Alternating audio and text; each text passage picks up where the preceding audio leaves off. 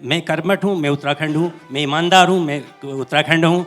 मेरे अंदर एक कुछ बनने की जो ताकत है वो उत्तराखंड है। गुजरात में बिज़नेस करना, क्योंकि पूरे लोग बिजनेस वाले हैं, वहाँ पे सक्सेस होना बहुत मुश्किल है। हमको नौकरी नहीं मिली और फिर धीरे धीरे अपनी पढ़ाई मैंने वहाँ पर पूरी की और अपना धीरे धीरे बिजनेस शुरू किया। आज लगभग 2000 लोग मेरी कंपनी में काम करते हैं और 23 ऑफिसेज मेरे इंडिया में हैं। इसके अलावा जापान में मेरा ऑफिस है एंड इधर यूके में मैं काम करता हूँ। एक एग्जांपल दूँ, जब मेरे पास साइकिल नहीं हुआ करती थी, मैंने 60 रुपये की साइकिल लेने के लिए बहुत कोशिश करनी पड़ी। मेरा बेटा 12th किया उसने, तो 12th में बोला पापा तो मेरे को गाड़ी चाहिए। मैंने बोला बेटा ले लेना। तो दोनों भाई बहन, बड़ी बिटिया बड़ी है, दोनों गए। तो वहाँ से सर वो गाड़ी लेके आए, मर्सिडीज और 100 करोड़ की, और मेरे को कुछ फील नहीं हुआ। मैंने कहा ठीक है ले लो। कहने का मतलब कोई भी चीज़ इम्पॉसिबल नहीं। अगर हम बड़ा टारगेट सेट करें तो चीज़ें कुछ नहीं। एक आदमी को परिस्थितियाँ सिखाती है। तो मेरे साथ 2-3 इंसिडेंट ऐसे हुए जिससे मेरे को ये मजबूर होना पड़ा या मेरे को कुछ करके दिखाना है। हमको स्टार्टिंग में ही मेहनत करनी है, स्टार्टिंग में ही सब कुछ सोचना है। वही जा करके अगर वो आपका जुनून है तो आपको वो सक्सेस दिलाता है। मैं उत्तराखंड हूँ, मैं उत्तराखंड हूँ। In association with BIS, Even Realtors, KITM Group of Institutions, Khatima, SKP Group, Nagar Nigam Kashipur, LIC of India, हर पल आपके साथ। Supported by उत्तराखंड की खोज, रावत स्वीट्स। मैं उत्तराखंड हूँ। सुरेश चंद पांडे जी एसकेपी ग्रुप के चेयरमैन हमारे बीच में हैं। आपका जो कार्यक्षेत्र है वो गुजरात है और गुजरात वालों ने बड़े अच्छे उदाहरण देश में प्रस्तुत करे हैं, लेकिन आप जैसे लोग जब गुजरात में इतना बढ़िया कार्य करते हैं, मैं उत्तराखंड की भावना गुजरात के भीतर आप कैसे देखते हैं और जब आप राज्य में कार्य कर रहे हैं तो तब? सबसे पहले काव्य जी बहुत बहुत धन्यवाद। आपने इतने अच्छे कॉन्क्लेव में आपने मेरे को बुलाया। मैं गुजरात से आया हूँ। जहाँ तक बात है, मैं उत्तराखंड हूँ, मैं उत्तराखंड हूँ। मेरे को लगता है मैं कर्मठ हूँ, मैं उत्तराखंड हूँ, मैं ईमानदार हूँ, मैं उत्तराखंड हूँ। मेरे अंदर एक कुछ बनने की जो ताकत है वो उत्तराखंड है और उसी का नतीजा है कि मैं आज गुजरात में भी ठीक ठाक काम कर रहा हूँ और वहाँ पर भी सक्सेस हूँ। अदरवाइज़ गुजरात में बिज़नेस करना, क्योंकि पूरे लोग बिजनेस वाले हैं, वहाँ पे सक्सेस होना बहुत मुश्किल है। मेरे को गर्व है अपने उत्तराखंडी होने पे, क्योंकि मैं उत्तराखंड का हूँ तभी जाके गुजरात में सक्सेस हूँ। और हमारी जो वहाँ पर रिस्पेक्ट है, जैसे हमने बताया कि चाहे वो ईमानदारी की हो, कठोरता की हो या एक जुनून की हो, वो बहुत लोग रिस्पेक्ट करते हैं और हमारा काफ़ी कल्चर भी उनसे काफ़ी मैच करता है। अभी जब हम उसमें देखते हैं तो काफ़ी कुछ, इसलिए हम लोग गुजरात में रह गए और वहीं से। अदरवाइज़ तो आपको पता है कि हम उत्तराखंडी मैक्सिमम क्या कर सकते हैं, जॉब ही तो ढूंढ सकते हैं। और हमारा भी, जब मैं यहाँ से गया था, अब जैसे आपने मेरे को बताया, आप तो उत्तर के पुत्र हैं, इसमें कोई शक नहीं है। बट मैं भी, जहाँ तक मेरा कहने का मतलब ये है, हम भी गए थे थोड़ा सा एजुकेशन, अपनी बेसिक एजुकेशन लेकर के जब गुजरात गए थे तो ऐसा लग रहा था कि यार हम लोग तो शायद कहीं छोटी मोटी नौकरी मिल जाएगी तो हम लोग वहीं से कुछ अपना काम करेंगे। लेकिन शायद यूनिटी को कुछ और मंजूर था, हमको नौकरी नहीं मिली और फिर धीरे धीरे अपनी पढ़ाई मैंने वहाँ पर पूरी की और अपना धीरे धीरे बिजनेस शुरू किया। आज लगभग 2000 लोग मेरी कंपनी में काम करते हैं और 23 ऑफिसेज मेरे पूरे इंडिया में हैं। इसके अलावा जापान में मेरा ऑफिस है एंड इधर यूके में मैं काम करता हूँ। से कहने का मतलब है ये सब जो है मेरे उत्तराखंड का है, मेरी देवभूमि का वरदान है। आप सब लोगों का, उनका सब ब्लेसिंग्स हैं, हमारे पूर्वजों का ब्लेसिंग है और सबसे पहले ज़्यादा सबसे मैं उत्तराखंड हूँ, इस पर मेरे को गर्व है। अगर बात करें, हमारे पास में एक इतना बड़ा संस्थान कह लीजिए, भारत की महारत्न कंपनी है देहरादून में जिसका नाम है ONGC, उसका हेडक्वार्टर है। मुझे नहीं पता कि कितने लोग वहाँ आते हैं तो FRI के सामने तो फोटो खिंचाते हैं, कभी ONGC को देख के ऐसा मन करता हो कि इतनी बड़ी महारत्न कंपनी है, कभी हमको काम करने का मौका लगे। तो क्योंकि हमारे यहाँ अवेयरनेस, स्पेशली जैसे हम लगातार पिछले सेशन में भी बात कर रहे हैं कि हमारे पास इस तरह के संस्थान हैं, हमको मालूम ही नहीं चलता है कि सर्वे ऑफ इंडिया का काम क्या है, ONGC क्या कर रहा है, IMA के भीतर क्या कार्य हो रहा है, लबासना में किस तरह की ट्रेनिंग होती है। आप जब गुजरात में हैं, ऑयल सेक्टर में आप कार्य कर रहे हैं, क्योंकि बहुत सारा यूथ यहाँ पे बैठा हुआ है, हो सकता है इनको आपके माध्यम से एक नए सेक्टर की काम की जानकारी मिले।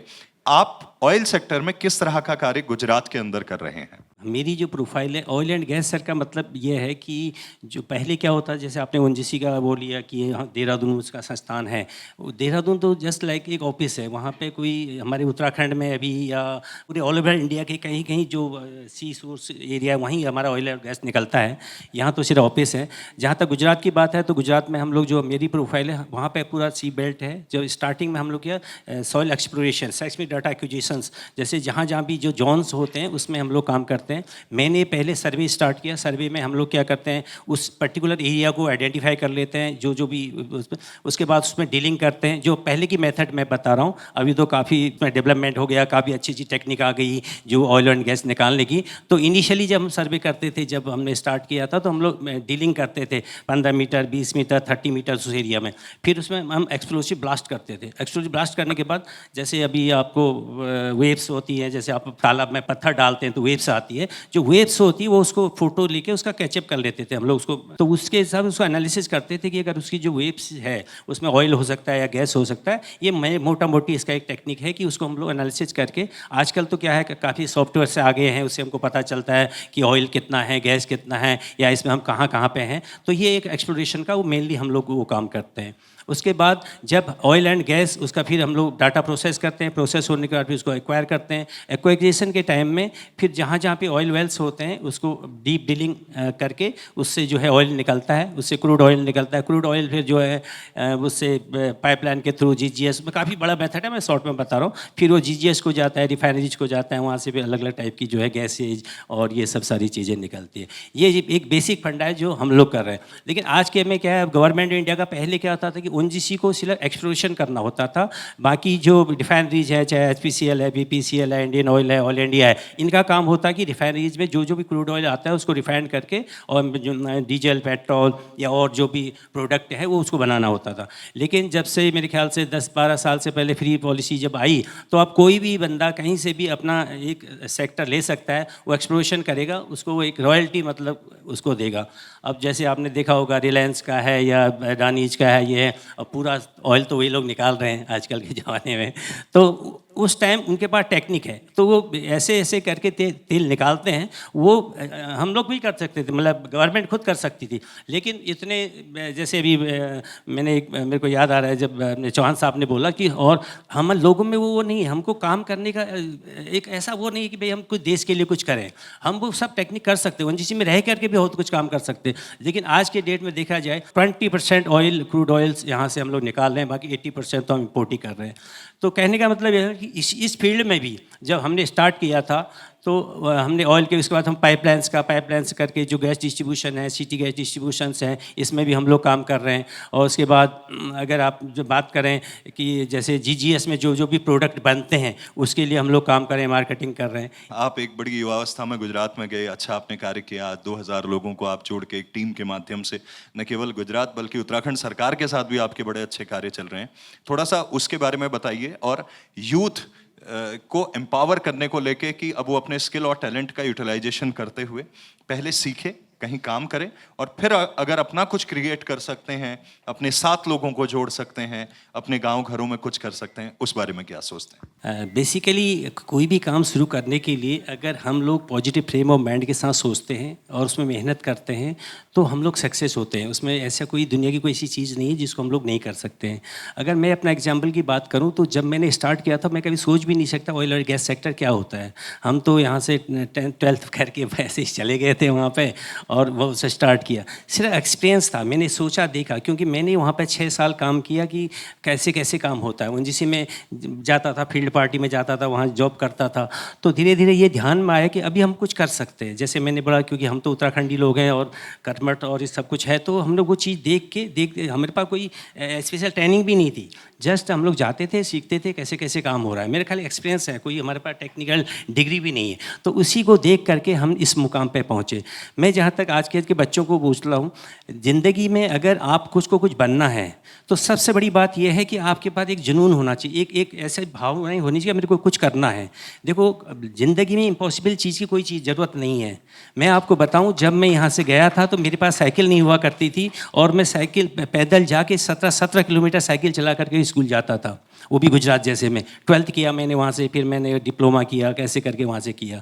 तो मेरे दिमाग के अंदर एक ऐसी चीज़ रहती थी, यार कुछ करना है। उसमें 3-4 चीज़ें अगर मैं तो मैं आपको बताना चाहता हूँ। एक आदमी को परिस्थितियाँ सिखाती हैं, तो मेरे साथ 2-3 इंसिडेंट ऐसे हुए जिससे मेरे को ये मजबूर होना पड़ा या मेरे को कुछ करके दिखाना है। अगर नॉर्मल वे पे मेरे को जॉब लग गया होता, मैं अपना काम कर रहा होता, आज शायद मेरे साथ वाले वहाँ पे हैं, वो एजुकेटिव इंजीनियर ये यहाँ तक लोग बने हुए हैं, बट मैंने वो चीज़ मेरे को नहीं मिली। तो कहने का मतलब ये है कि अगर हमको कोई चीज़ मिलती है, हम उस रास्ते पे चलते हैं, पॉजिटिव तरीके से सक्सेस होते हैं। तो कहने का मतलब ये है कि जब हम उस रात मेरे पास कुछ नहीं था तो हमने यहाँ तक गए, सिर्फ एक सोच थी यार मेरे को ये करना है, और मेरे अंदर यह था कि मैं करता ही था, चाहे मेरे को रात को 12 बजे, 1 बजे, 2 बजे, मैं जो भी प्रोजेक्ट दिन भर काम करूँगा उसको रात को, क्योंकि उन दिनों कंप्यूटर्स तो होते नहीं थे, हम लोग हाथ से ही पूरा ड्राइंग बनाते थे, जो भी करना पूरा वो जो फिल्म आती थी उसको करके सब कुछ अपने हाथ से ही करते रात भर। तो वो जो जुनून अगर हमारे पास है तो हम आगे बढ़ सकते हैं। एक एग्जांपल दूं, जब मेरे पास साइकिल नहीं हुआ करती थी, मैंने 60 रुपये की साइकिल लेने के लिए मैं बहुत कोशिश करनी पड़ी। मेरा बेटा एक अभी जब 12th किया उसने, तो 12th में बोला पापा मैं अगर 12th करूँगा तो मेरे को गाड़ी चाहिए। तो मैंने बोला बेटा ले लेना, और मेरे मैथ्स और फिजिक्स में अगर 87 से अपर मार्क्स आएंगे तो मतलब 95 से तब मैं ले लूँगा। तो बेटे ने, मैंने बोला बेटा ले लेना। तो अब वो देखिए किस्मत से उस 87 और दोनों में 87 थे, फिजिक्स में भी मैथ्स में भी उसमें अच्छा पढ़ने में। तो बोला ले लो गाड़ी। तो दोनों भाई बहन, बड़ी बिटिया बड़ी है, दोनों गए। तो वहाँ से सर वो गाड़ी लेके आए, मर्सिडीज और 100 करोड़ की। मैं 60 रुपये के, और मेरे को कुछ फील नहीं हुआ। मैंने कहा ठीक है ले लो। कहने का मतलब कोई भी चीज़ इम्पॉसिबल नहीं, अगर हम बड़ा टारगेट सेट करें तो चीज़ें कुछ नहीं, हमको स्टार्टिंग में ही मेहनत करनी है, स्टार्टिंग में ही सब कुछ सोचना है, वही जा करके अगर वो आपका जुनून है तो आपको वो सक्सेस दिलाता है। यही मतलब मेरा एक मंत्र है आप लोगों के लिए। बहुत बहुत बहुत बढ़िया, और बहुत अच्छी जर्नी आपकी रही, और आप इसी तरह आगे बढ़ते रहें और लोगों को इंस्पायर करते रहें। मैं उत्तराखंड हूँ, मैं उत्तराखंड हूँ।